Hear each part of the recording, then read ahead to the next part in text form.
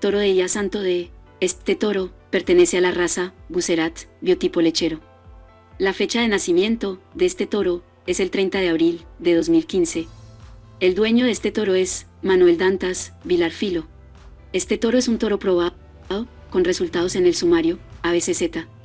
Este toro presenta dosis de semen sexado. Este toro transmite a su descendencia beta-caseína 2A2. La leche A2 es la leche de vacas lecheras madres que han sido criadas para no producir la proteína beta-caseína 1, una forma de la proteína de caseína en la leche. Si quieres adquirir la genética de este toro, en la descripción del video te dejaremos los datos de contacto del distribuidor autorizado.